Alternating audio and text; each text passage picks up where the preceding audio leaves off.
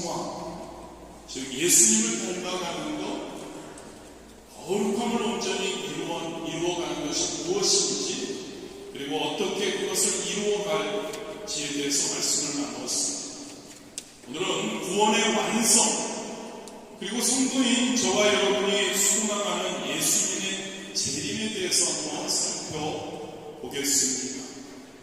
여러분, 재림, 즉 예수님이 다시 오신다는 것은 무슨 의미일까요?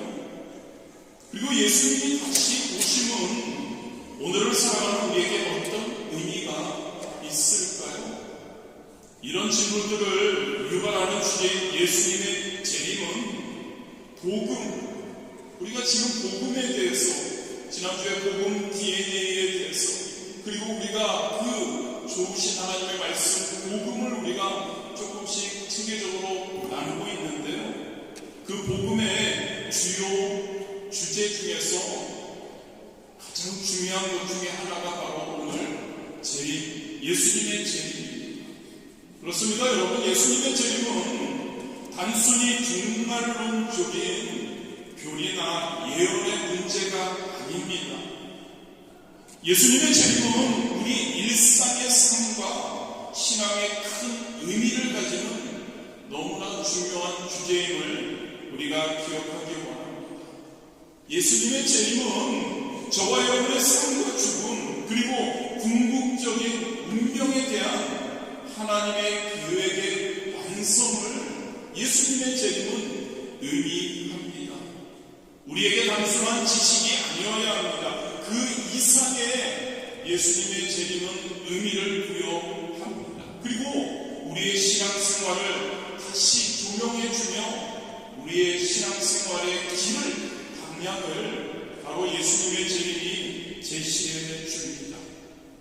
이 시간 예수님의 재림이 저와 여러분, 성도인 저와 여러분에게 어떤 의미, 그리고 우리가 어떻게 그 예수님의 재림을 제대로 잘 준비해야 할지를 나누어 보도록 하겠습니다. 가장 먼저 여러분, 예수 그리스도의 재림, 좀 전에도 언급했지만 단순한 교리적 가르침으로 여기지 않아야 합니다.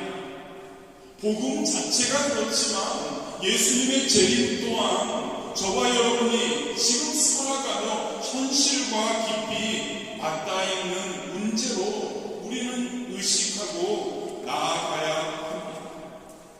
여러분, 복음, 그 예수님의 재림은 복음의 핵심적인 요소입니다. 그리고 저와 여러분이 살아가는 성도의 신앙의 필연적인 결론이 바로 예수님의 재림입니다. 그렇습니다, 여러분. 복음은 무엇입니까? 복음은 단지 어떠한 훈훈한 좋은 이야기, 이거나 교리적 설명이 복음은 아닙니다. 복음은 인간의 가장 깊은 문제인 영적 문제와 죄인인 우리였던 우리가 구원에 대한 하나님의 제시하시는 해결책이 바로 복음입니다. 마찬가지로 하나님의 예수님의 재림 역시 저와 여러분의 인생과 죽음의 궁극적인 결론을 의미합니다. 예수님의 재림은 우리에게 희망을 줍니다. 예수님의 재림은 우리에게 미래를 향한 소망을 제공합니다. 예수 그리스도의 재림이 성도인 저와 여러분에게 없다면 저와 여러분의 신앙은 헛된 것이 됩니다. 저와 여러분의 삶은 방향을 잃게 되는 거죠. 재림에, 예수님의 재림이 확실히 있다는 것을 통해 저와 여러분은 저와 여러분의 믿음이 확고히 되고 영적인 여정을, 신앙생활을 지속할 수 있는 겁니다. 다시 한번 말씀드립니다. 예수님의 재림은 추상적인 개념이 아닙니다. 우리가 반드시 직면해야 할 현실적인 문제고, 우리는 이 예수님의 재림을 통해 우리의 신앙을 점검할 수 있어야 합니다. 주님의 다시 오심에 대한 기대를 다시 한번 생각하고 소망을 새롭게 해야 할 줄 믿습니다. 그렇다면 여러분, 예수님이 다시 오신다는 것, 재림은 무엇을 의미할까요? 저와 여러분이 살아있을 때 주님이 오신다면 그것은 우리가 주님과 직접 대면하게 되는 놀라운 사건이 될 것입니다. 저와 여러분이 죽음 후에 우리 주님이 오신다면 그리스도 안에서 죽은 자들과 함께 영광스러운 부활을 경험하게 될 것입니다. 데살로니가전서 4장 16, 17절 본문 말씀입니다. 그리스도 안에서 죽은 자들이 먼저 일어난다고 기록합니다. 살아남은 자들과 함께 구름 속으로 끌어올려진다고 합니다. 그리고 공중에서 주님을 영접하게 될 것이라고 말씀하고 있는 거죠. 이처럼 주님과 영원히 함께할 것을 약속하는 겁니다. 이것은 매우 개인적이면서 동시에 모든 사람을 향한 약속이 됩니다. 성경은 여러분 예수님의 지금 약속인 재림에 대해서 명확하게 기록하고 있습니다. 사도행전 1장 11절에 천사들은 이렇게 약속합니다. 이 예수는 하늘로 가심을 본 그대로 오시리라. 사도행전 2장 11절이죠. 이르되 갈릴리 사람들아 어찌하여 서서 하늘을 쳐다보느냐. 너희 가운데서 하늘로 올려지신 이 예수는 하늘로 가심을 본 그대로 오시리라 하였느니라. 그리고 계시록 22장 20절에 예수님이 이렇게 말씀합니다. 이것들을 증언하신 이가 이르시되 내가 진실로 속히 오리라 하시거늘 아멘. 주 예수여 오시옵소서. 초대교회 사람들은 이 약속을 굳게 믿었습니다. 그리고 그 믿음은 마라나타 즉 주 예수여 오시옵소서라는 고백으로 이어졌죠. 여러분 다시 한번 강조합니다. 이 약속은 단순한 예언이 아닙니다. 다른 많은 예언들과 같이 우리에게 주어진 확고한 진리라는 것을 우리가 꼭 기억하기를 원합니다. 예수님의 재림은 단순히 인류의 세상의 종말을 의미하지 않습니다. 예수님의 재림을 우리의 삶 속에서 깨달아야 합니다. 우리의 삶 속에서 하나님의 은혜와 하나님의 사랑이 완전히 경험되는 순간, 그 순간이 예수님의 재림의 순간인 줄 믿기를 원합니다. 저와 여러분 성도가 신앙의 영적인 그 여정에 완성되는 것이 바로 예수님의 재림의 때라는 거죠. 하나님의 구원 계획이 완전히 이루어지는 때가 예수님의 재림의 때인 줄 믿으시기를 바랍니다. 오늘날 우리는 과학적인 지식으로 하늘과 우주를 이해합니다. 그런데 초대교회 때 사람들은 예수님의 다시 오심을 하나님이라는 그러한 뜻으로 이해를 했습니다. 초대교회 사람들은 주님의 재림을 기다리며 주님의 사랑과 구원의 은혜를 전하는 삶을 살았죠. 저와 여러분 그 주님과 함께하는 것, 주님의 그 사랑 안에 복귀하는 듯한 그 마음을 가지고 그 믿음을 본받아서 예수님의 다시 오심을 기대하는 우리가 되기를 원합니다. 그 약속을 우리가 믿기 원합니다. 그리고 그 믿음과 그 약속을 붙들고 하루하루 살아가는 저와 여러분이 되기를 진심으로 원합니다. 성경에 보면 예수님은 여러 비유를 어떻게 준비해야 할지를 설명해 주셨습니다. 이런 비유들은 예수님의 재림이 우리의 삶에 어떤 영향을 미치는지 그리고 우리가 어떻게 준비해야 하는지를 보여주죠. 마태복음 25장 31절에 46절에 보면 양과 염소의 심판이 바로 이 비유 중에 하나입니다. 31절부터 33절까지 제가 읽어드립니다. 인자가 자기 영광으로 모든 천사와 함께 올 때 자기 영광의 보좌에 앉으리니 모든 민족을 그 앞에 모으고 각각 구분하기를 목자가 양과 염소를 구분하는 것 같이 하여 양은 그 오른편에 염소는 왼편에 두리라. 예수님은 말씀하십니다. 비유하십니다. 재림하실 때 모든 사람을 앞에 모으신다고 말씀합니다. 그리고 양과 염소를 구분하듯이 예수님은 저와 여러분을 심판하실 것이라고 말씀하고 있습니다. 예수님의 재림이 그 때가 재판과 심판과 결산의 날이 될 것임을 강조하고 있는 것이죠. 그렇습니다, 여러분. 예수님의 재림의 때에는 예수님의 각 사람의 삶을 평가하실 겁니다. 그리고 각 사람의 믿음과 행위에 따라 상과 벌을 주실 것입니다. 이것을 저와 여러분이 알아야 합니다.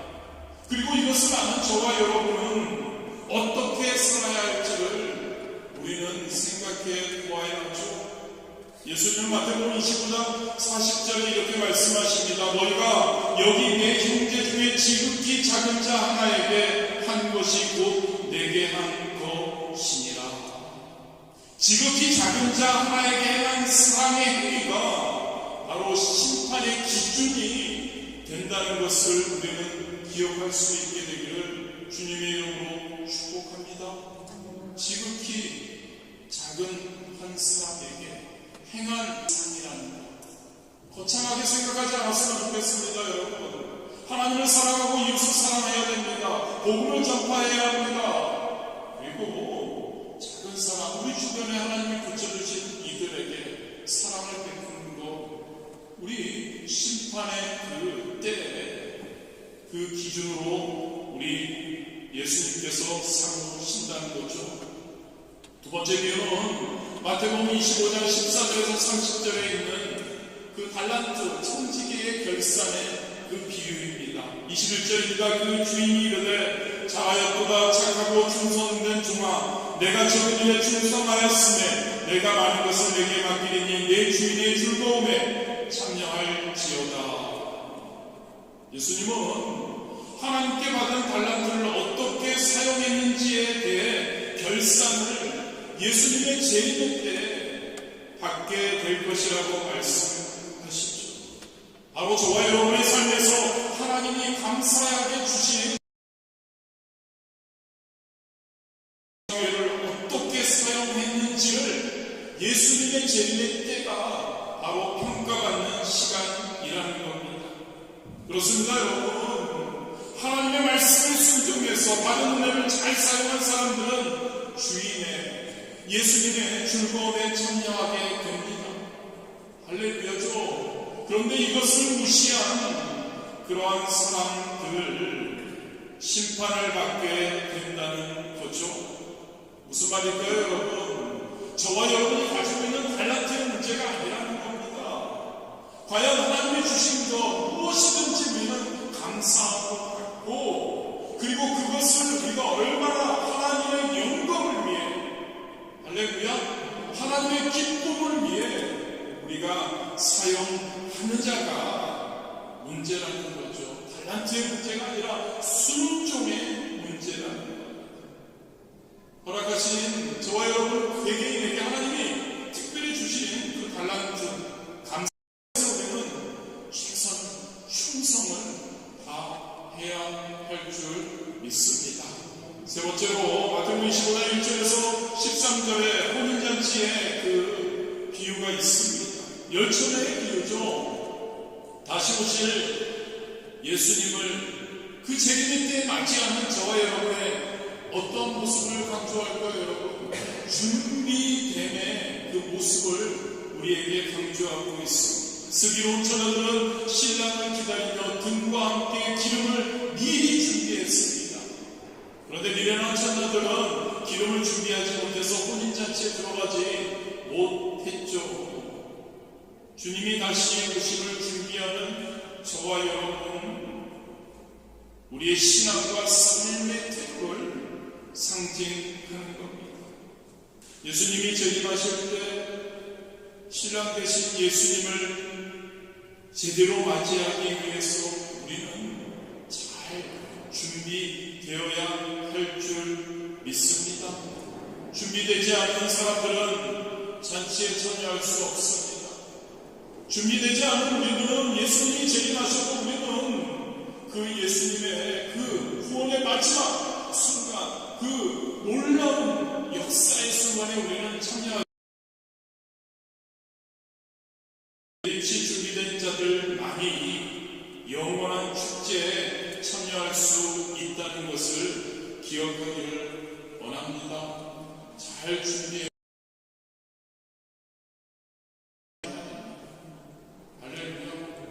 말씀과 기도로 충만해야 합니다. 매 순간 예배 가운데 우리가 함께 해야 합니다. 왜 그럴까요, 여러분? 그래야 우리가 그나마 하나님의 기쁨, 하나님의 뜻대로 우리가 살아갈 수 있게 되기 때문입니다. 여러분, 예수님의 재림은 복음의 완성을 의미합니다. 마태복음 24장 14절에서 예수님은 천국 복음이 모든 민족에게 전파된 후에야 끝이 오리라고 말씀하십니다. 복음이 전파된 후에 예수님이 다시 오신다는 약속이죠. 무슨 말입니까? 복음의 완성을 위해 우리는 부름을 받았다는 이야기입니다. 그리고 주님께서 다시 오실 때 그 영광스러운 날을 맞이할 준비를 우리가 잘 해야 한다는 이야기이죠. 성도인 저와 여러분의 삶은 여러분, 이 복음의 완성, 예수님의 재림, 구원의 완성을 향해서 나아가는 그러한 신앙의 여정인 겁니다. 예수님의 재림은 우리가 받은 복음을 온전히 실현하는 사건이어야 합니다. 우리의 삶에서 예수 그리스도의 사랑과 구원을 전하는 사명에 우리가 최선을 다해야 한다는 의미라는 것을 여러분 꼭 예수님의 재림하면 기억하시기를 바랍니다. 데살로니가전서 4장 13절에서 17절은 예수님의 재림이 각 개인에게도 중요한 사건임을 상기시켜 줍니다. 예수님이 다시 오실 때 아까도 언급했지만 죽은 자들도 다시 살아난다고 설명합니다. 재림이 구원의 사건임을 우리에게 보여주시는 것이죠. 그리고 각자에게 각자가 성도인 저와 여러분이 예수님을 그때 인격적으로 이미 우리가 만나서 예수님을 믿고 그리고 인격적인 결산을 맞이하는 날이라는 거죠. 살아있을 때 주님을 만나는 것이든 죽음 후에 주님을 만나는 것이든 바로 이 순간에 주님과의 결산을 준비하며 우리는 살아가야 할 줄 믿습니다. 개인적으로 그렇고요. 개인적인 여정만이 아님을 데살로니가전서 4장 13, 17절에서 말씀하고 있습니다. 공동체의 영적 완성을 또한 이 예수님의 재림은 우리에게 이야기해 줍니다. 그래서 저와 여러분은 개인적으로도 그 재림을 준비해야 하고 공동체적으로 즉 교회 안에서 예수님의 재림을 기다리며 함께 신앙을 나누며 서로를 격려하며 잘 준비해야 한다는 것을 기억하시기를 바랍니다. 누가복음 21장 34절에도 너희는 스스로 조심하라. 그렇지 않으면 방탕함과 술 취함과 생활의 염려로 마음이 둔하여 지고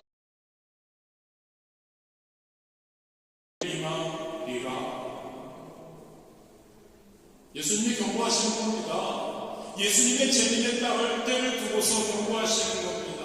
예수님은 노아의 때처럼 방탕과 술 취함과 생활의 염려로 인해서 그 예수님의 재림의 날이 저처럼 우리에게 임하지 않아야 한다고 강조하고 계신 것이죠.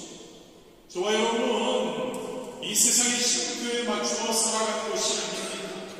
하나님의 그 구원의 여정에 그 구원의 역사의 시간표에 맞추어 기도하며 깨어있어야 하는 줄 믿으시기를 바랍니다. 방탕함과 수치함, 세상의 염려에 빠져서 주님의 다시 오심을 준비하지 못하는 일이 없어야 하는 줄 믿습니다. 위에서는 깨어있어야, 위에서는 깨어 기도하는 우리가 되어야 할 줄 믿습니다. 노아의 때와 같이 예수님께서는 예상하지 않을 때 그 순간에 오실 겁니다. 노아처럼 준비해야 합니다. 노아처럼 깨어 있어야 합니다. 세상 사람들은 비웃습니다. 비가 오겠니? 어떻게 산 위에 방주를 짓니? 세상 사람들은 웃습니다.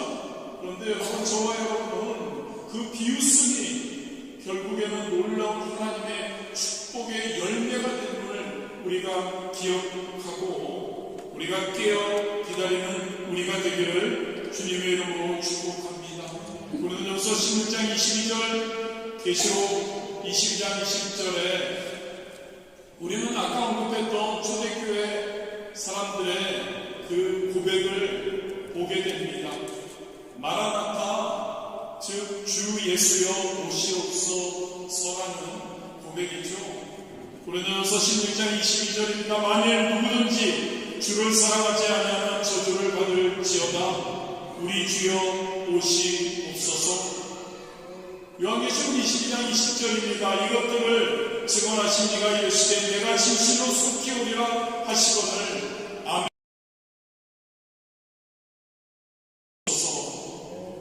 저와 여러분의 신앙 고백이 되어야 합니다. 이 고백, 즉 마라나타 소망, 마라나타 고백이라고 할, 마라나타 신앙이라고 할 수 있죠. 이것은 여러분, 지금 내가 너무 힘드니까 초대교회 그 사람들 너무나 많은 핍박을 받고 있으니까 예수님 어서 이상인 겁니다. 나의 주님이 다시 오심을 기대하면서 현재의 나의 삶, 어떠한 삶이든지 주님의 뜻에, 주님의 영광을 위해, 주님의 기쁨이 되기 위해 살아가고 나의 삶이 주님 안에서 궁극적으로 완성되기를 바라는 것이 바로 마라나타 고백, 마라나타 소망인 줄 믿으시기를 바랍니다. 현실의 어려움 상관없습니다. 현실 우리 가운데 있는 고난, 그 속에서도 우리는 주님의 약속을 믿는 겁니다. 할렐루야. 왜냐하면 그분이 다시 오신다고 약속하셨기 때문이죠. 할렐루야. 그분이 다시 오신다고 약속하셨기에 우리는 그분의 오심을 기다리며 인내할 수 있어야 하는 겁니다. 주님의 재림을 통해 우리의 삶이 완성될 겁니다.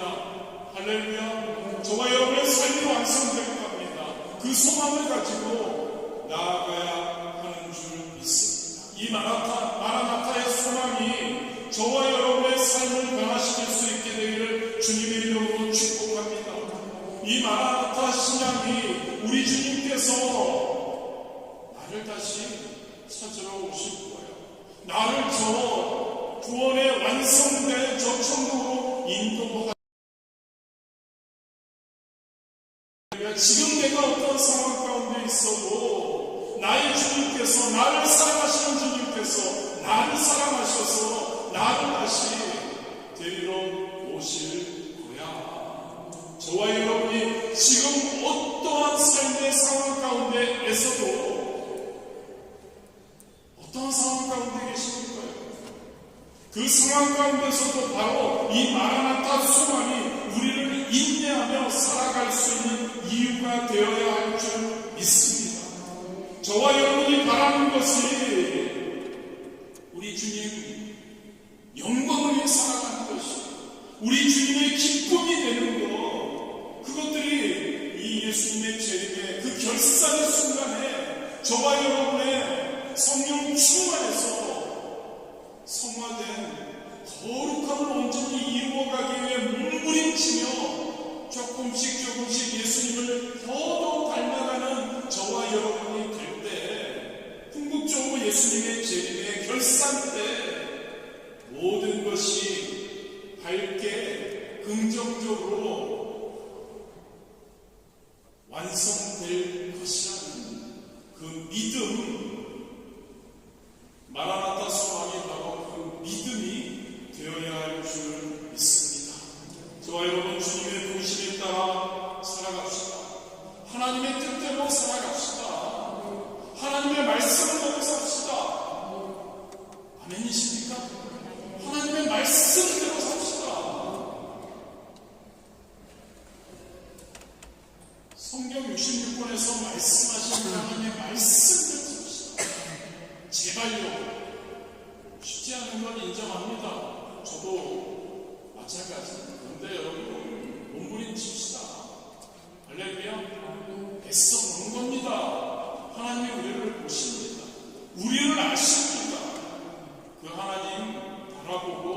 진짜 하나님의 말씀대로 우리가 살아가는 그런 우리가 되기를 원합니다. 하나님의 말씀대로 우리 주위를 바라보고 우리 주변에 있는 작은 한 사람을 사랑하고, 그리고 우리 주변에 아직도 죽어가는 영혼들을 바라보고 그들에게 하나님의 복음을, 예수 그리스도의 재림을 우리가 확신하고 그들에게 전하는 우리가 되기를 원합니다. 하나님의 뜻을